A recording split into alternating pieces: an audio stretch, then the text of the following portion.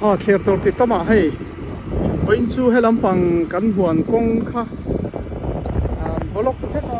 pang ata ron kaltur te po nia ka siat te po kha kan phone kwala sonin hei an siam tha hei hi kan electric man kha nia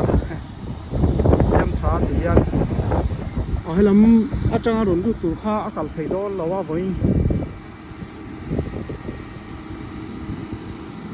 hei kan thai in kha nia chuanin helam panga tanga kal ron lu kha chu chua kha theyanga voina ron kal tur ho po kha helam tanga ron kalanga yanga kha ka hre tang ang chukan phone kwala chuanin voina zo man an tuma motor po tam khop mai so engzang motor lian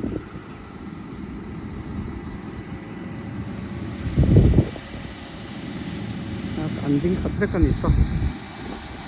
se to tama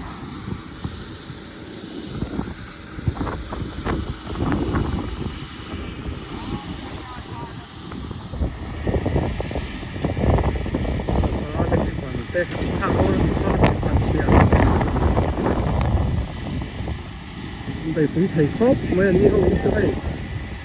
có liền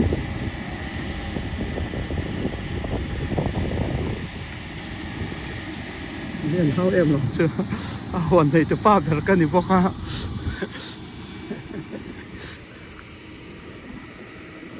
với nãy xem gió tụm thủ tên mình chỉ là hay là em nấu so nhá rồi sụt sụm mốc mấy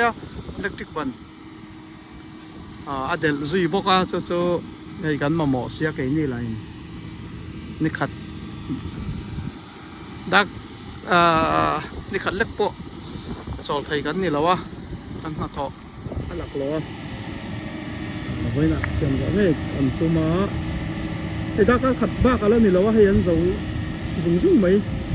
con này cho có ngồi thùng thì electric ngồi anh thì electric free ngồi anh thì cả lâu dừng về mắc à là một em à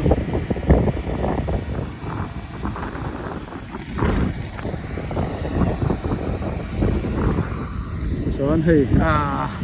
cần con tay yếu sẽ không lâu khóc bây hay là gì tiếng anh rồi xiêm thật đón nhỉ hay con hề anh rồi anh về rằng tỏa xa tên rồi là trí na sẽ ăn thì lăng lắc anh này